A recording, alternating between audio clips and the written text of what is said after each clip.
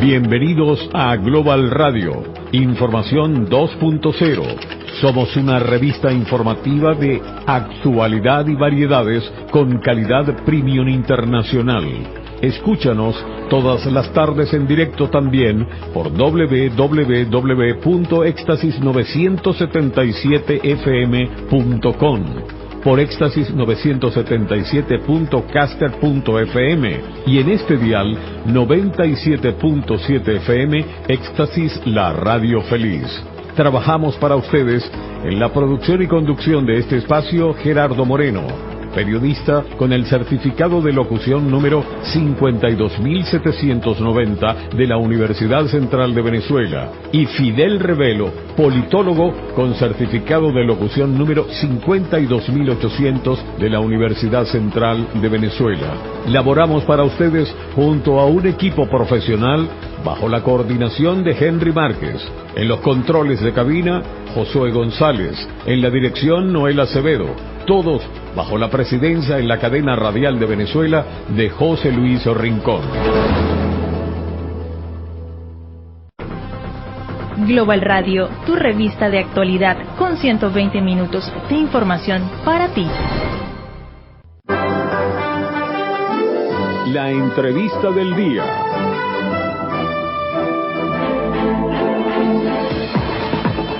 Bien, estamos de regreso en Global Radio, su revista informativa. Quien les habla, Fidel Revelo, y mi compañero Gerardo Moreno. Ya tenemos en línea telefónica a nuestro invitado, a nuestro primer invitado de la tarde de hoy, que, como informamos por redes sociales, se trata del doctor Benigno Alarcón Deza, abogado, analista político, muy reconocido, por cierto, experto en negociación y conflicto, director del Centro de Estudios Políticos y de Gobierno de la Universidad Católica Andrés Bello de Caracas.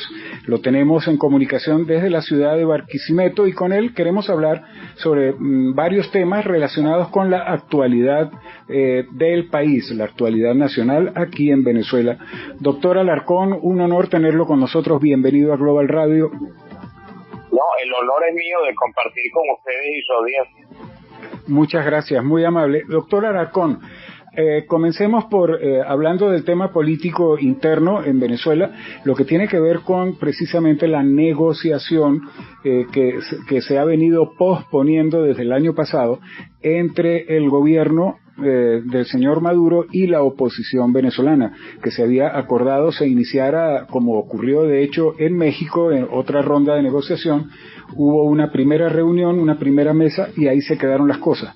Ahora está el presidente Petro en los Estados Unidos impulsando una reunión en Colombia que ocurrirá en próximos días para hablar de la reapertura de la negociación o de la repotenciación de la negociación venezolana en pro de la solución del conflicto, de la situación interna. ¿Qué nos puede comentar al respecto? ¿Cómo ve usted este asunto? Bueno, pues yo creo que la explicación es muy sencilla. La negociación se ha venido postergando porque de parte del gobierno no hay ningún interés en negociar. Si el gobierno tuviera interés en negociar, pues hace mucho que hubiera regresado a la mesa de negociación. Y como debemos recordar, desde el mes de diciembre, cuando se conversaron los temas de la mesa social, donde el gobierno había puesto la esperanza de que se le liberara una parte importante de los recursos, desde allí no hubo más intercambios, y básicamente no hubo más intercambios porque, agotada buena parte de la agenda, lo que tocaba era entrar al tema álgido, al tema principal de esta negociación, que tiene que ver con las condiciones políticas y electorales. Ajá. Y ahí es justamente donde al gobierno no le interesa negociar. Esto ha mantenido la negociación detenida desde diciembre. Se prometió muchas veces que estábamos por regresar a la mesa de negociación, pero evidentemente el gobierno no tiene ningún interés en regresar a la mesa de negociación. Y lo que estamos viendo de parte del presidente de Colombia, del presidente Petro, pues bueno, es un intento de mediar entre la oposición y el gobierno, un poco también atendiendo a las inquietudes de los Estados Unidos, con lo cual Petro, digamos, tiene una relación, tiene asuntos que le son esenciales para poder sacar adelante de manera exitosa el resto de su gestión, pero también en el caso del gobierno venezolano también hay asuntos que a Colombia, que al gobierno colombiano le resultan esenciales, como es todo lo que tiene que ver con esta negociación que ellos llaman de paz total, donde Venezuela, por su relación con las FARC, pues tiene un rol, digamos, importante, y donde no ha habido ningún avance. Entonces lo que creo es que, bueno, que hay un intento del presidente Petro por quedar bien con los Estados Unidos y por quedar bien con Venezuela.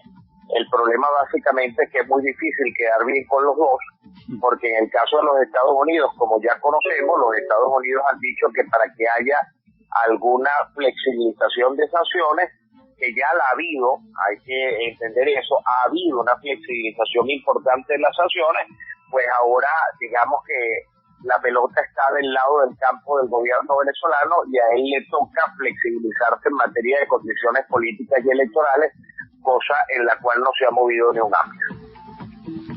Estamos conversando con Benigno Alarcón, él es el invitado del día.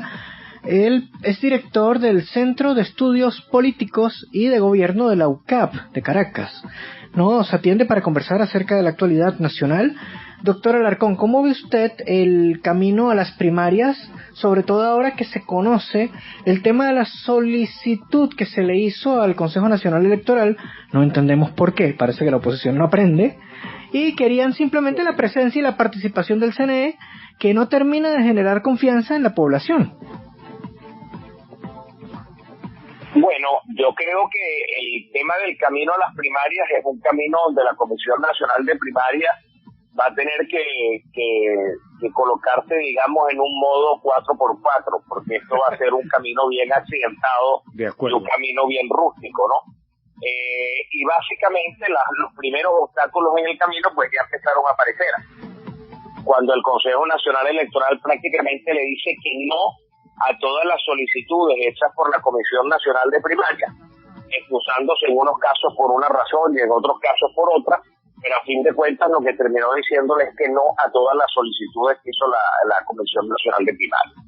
Entonces el gran problema que tenemos allí es que la Comisión Nacional de Primarias está en un dilema, por decirlo de alguna manera, entre continuar intentándolo con el CNE, para lo cual ya sabemos que tiene que ser bajo las condiciones que el CNE quiere, que son justamente las que la oposición y las que los electores no quieren, o ir adelante con una primaria, digamos, gestionada por la misma comisión y por la sociedad civil. Yo, para ser franco, yo puedo entender, tratando de colocarme en los zapatos de la Comisión Nacional de Primarias, toda la angustia que un proceso autogestionado puede producir, ¿no? Todos los temores que hay en que algo salga mal, en que los resultados sean cuestionados, en que no se logre montar toda la logística, etcétera, etcétera. Yo lo puedo entender perfectamente. Pero yo creo que algo que es importante también entender es que, como en una oportunidad dijo el mismo presidente de la Comisión Nacional de Primarias, Jesús María Casal, esto es un proceso de la sociedad civil. Y al ser un proceso de la sociedad civil, bueno, la responsabilidad es de todos y cada uno de nosotros. Y yo creo que una primaria autogestionada, aunque a algunos les suene utópico, yo creo que es perfectamente posible. Y si no lo es porque la sociedad venezolana no está lista para poder salir de la tragedia que vive. O sea, yo creo que la medida de cuánto merecemos salir de esta tragedia la podemos tener en cuanto nos esforzamos para sacar adelante una primaria. Si nosotros no tenemos ni la voluntad ni la disciplina para sacar adelante una primaria hecha por la sociedad civil venezolana, digámoslo así, construida en cada rincón del país, en cada vecindario, en cada esquina, en cada parroquia, en cada municipio, en cada estado y en el país en total, bueno, nosotros tampoco estamos listos para enfrentar una elección presidencial donde sabemos que el gobierno jugará con todo el ventajismo del mundo y donde básicamente hacer respetar los resultados depende de que los venezolanos tengamos la disciplina, la fortaleza, la convicción para poder sacar adelante un proceso electoral que será mucho más complicado, pero infinitamente más complicado que la primaria. Entonces, bueno, yo creo que la primaria es una medida de lo que somos capaces o no de hacer. No creo que sea una responsabilidad exclusiva y absoluta de la Comisión Nacional de Primarias, sino que es una responsabilidad de cada uno de los venezolanos en cualquier rincón del país. Compartimos su opinión, ciertamente, doctor Alarcón. Estamos hablando con Benigno Alarcón, director del Centro de Estudios Políticos y de Gobierno de la Universidad Católica Andrés Bello de Caracas. Doctor Alarcón, yo también me inscribo en una frase expresada por un muy buen amigo, colega politólogo de Maracaibo, el doctor Efraín Rincón Marroquín, que dice que su candidato es la primaria y que hay que trabajar efectivamente por la primaria, pero deduciendo de su explicación y de su posición en las palabras anteriores, se intuye que ciertamente estamos frente a un reto bastante grande, bastante importante, en un momento en el que la sociedad, el país, la gente en términos generales está ocupada en la supervivencia y no le están poniendo realmente mucha atención al tema de la evolución política de la situación del país. En ese contexto, ¿cómo atraer a la población, al elector, para que realmente participe y podamos tener, primero que nada, unas primarias con alta participación y confiabilidad para después poder aspirar realmente a llegar a unas elecciones presidenciales que ciertamente lucen mucho más difíciles que hacer las propias primarias? Bueno, pues déjeme decírselo en estos términos. Si los venezolanos no podemos atender lo político porque estamos ocupados en la supervivencia, pues el destino de esa decisión, el destino de no ocuparnos con la política, es pasar el resto de nuestras vidas ocupados con la supervivencia. Ajá. La única manera de que nosotros podamos salir de esta situación de supervivencia es cambiando lo político. Lo que pasa es que muchas veces lo urgente se come a lo importante y al final del día no terminamos de entender que mientras no nos ocupemos de lo importante siempre vamos a seguir dependiendo de lo urgente. Y yo creo que aquí lo fundamental en este momento es entender que hay que hacer un sacrificio mancomunado, un sacrificio colectivo para poder sacar adelante un proceso que nos permitiría en aproximadamente un año y medio, contando lo que queda del año 2023 y lo que queda del 2024 y lo que falta, o sea, todo el 2024, para nosotros poder salir de esta tragedia y poder reconstruir una nueva realidad. Yo creo que eso es esencial poder entenderlo. Si nosotros no atendemos esto, la realidad del asunto es que el país nunca va a salir de la tragedia que está viviendo y siempre vamos a vivir justamente en modo de sobrevivencia. Y la mejor prueba de esto es mirar a las autocracias del mundo. O sea, yo quisiera que alguien, quizás por vía de excepción, nosotros pudiéramos mencionar algunos países que son autocráticos y donde, bueno, digamos que hay un nivel de vida aceptable entre comillas, ¿no? Quizás alguien podría decir, bueno, miremos a China. Uh-huh. Quizás algunos podrían decir, bueno, Rusia pareciera no estar tan mal, aunque tampoco está bien. Alguien podría decir, bueno, Irán no necesariamente está tan mal. Y a esto yo respondería, bueno, veamos a las repúblicas africanas, veamos a Nicaragua, veamos a Cuba, Corea del Norte. Y preguntémonos a cuál de estos países nosotros nos vamos a parecer más si seguimos en esta situación. Venezuela no va a ser China dentro de unos años, ni va a ser Vietnam, ni va a ser Irán. Venezuela lo más seguro es que se parezca cada vez más a Nicaragua, a Cuba, y a países, a Corea del Norte, y a países de esa naturaleza. Entonces, bueno, si eso es lo que queremos para nosotros, y para nuestros hijos, y para nuestros nietos, pues entonces, bueno, vamos por el camino correcto. Yo estoy convencido de que ningún venezolano quiere eso para él, ni para sus hijos, ni para sus nietos. Entonces, bueno, creo que toca enseriarnos en este tema y entender que la realidad sí la podemos cambiar, y sí la podemos cambiar afortunadamente en un tiempo muy breve si nos ocupamos de ello. De acuerdo. Aquí hay algo que no se está mencionando y que se pasa de lado, y es, uno, ¿qué incentivo tiene para dejar el poder un gobierno que está incluso acusado en la Corte Penal Internacional de innumerables cargos?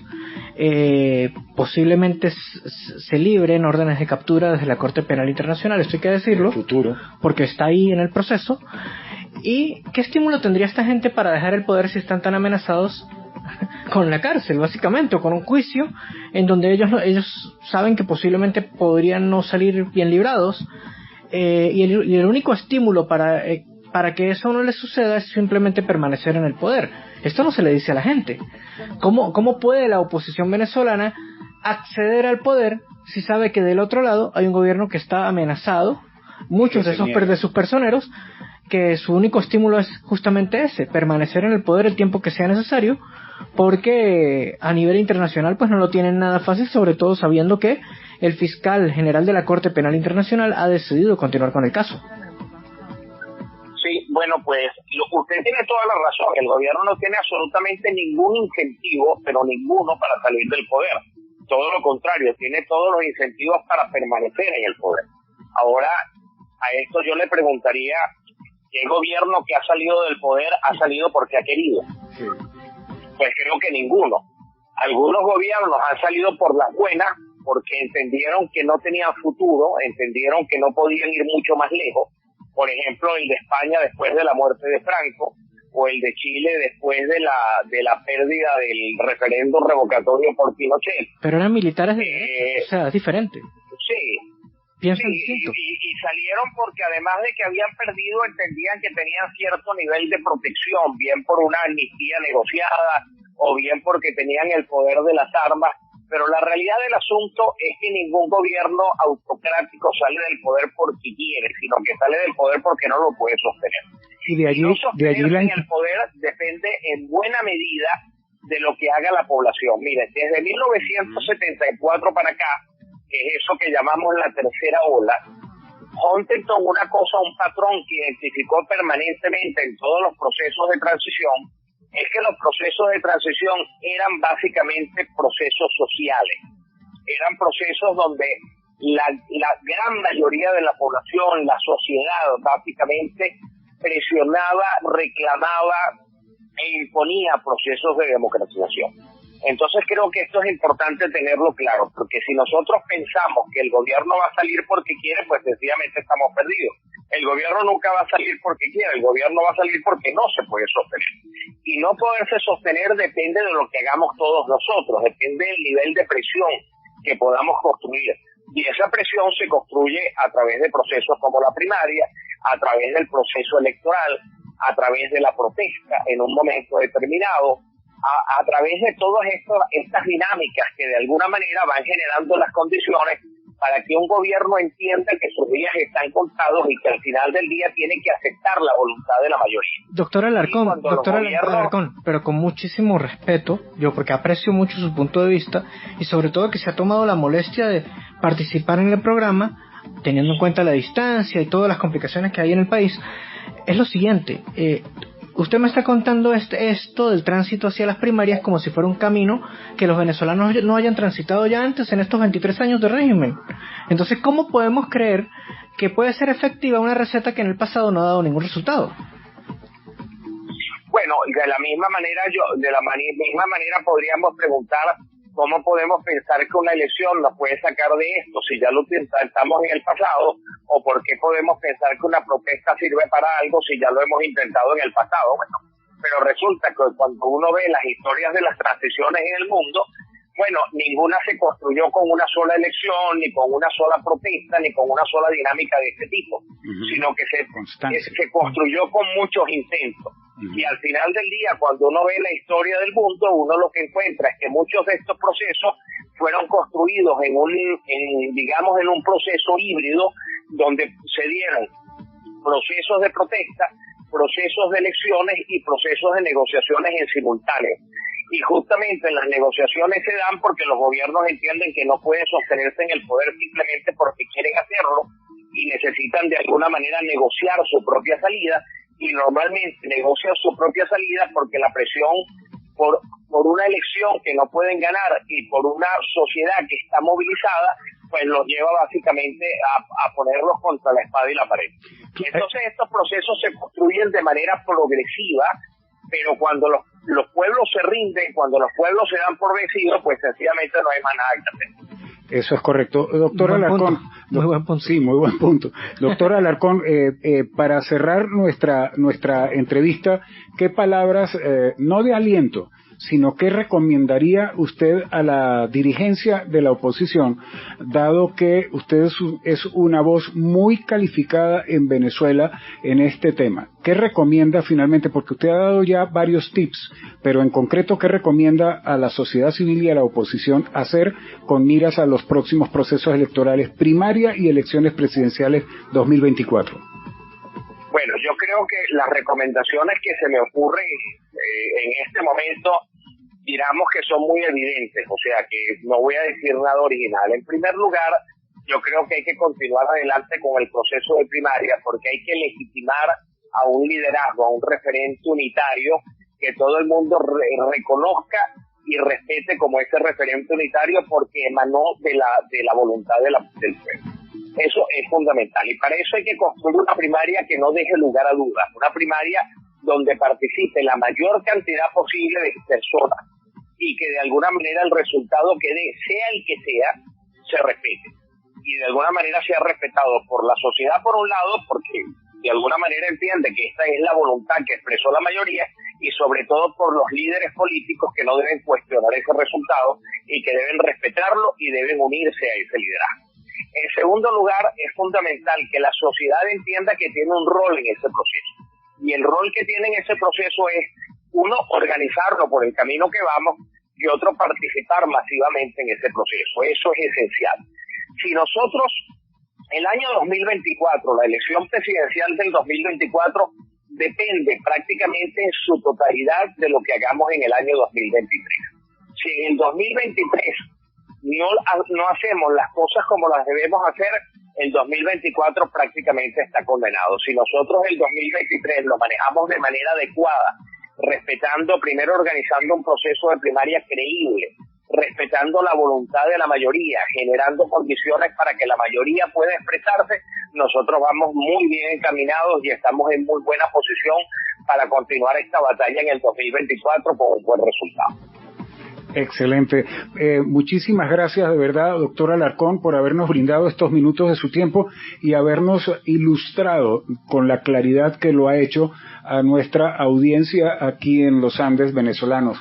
Muchas gracias, doctor Alarcón. Seguiremos en contacto con usted porque ese es un tema realmente inagotable. Muchísimas gracias a ustedes y saludos a nuestros amigos de los Andes. Gracias, muy amable. Agradecidos. Sí, señor. Muy agradecidos. Bien, amigos, era el doctor Benigno Alarcón, director del Centro de Estudios y de Gobierno de la Universidad Católica Andrés Bello de Caracas, con quien estuvimos conversando. Global Radio es tu revista radial informativa.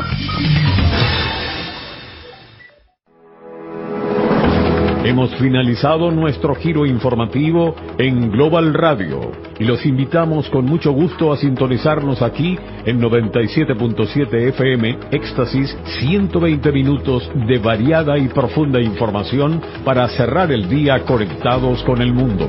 Estuvimos trabajando para ustedes Gerardo Moreno, periodista con el certificado de locución 52.790 de la UCB, y Fidel Revelo, politólogo con certificado de locución 52.800 de la UCB, acompañado siempre por un excelente equipo profesional bajo la coordinación de Henry Márquez. En los controles de cabina, Josué González.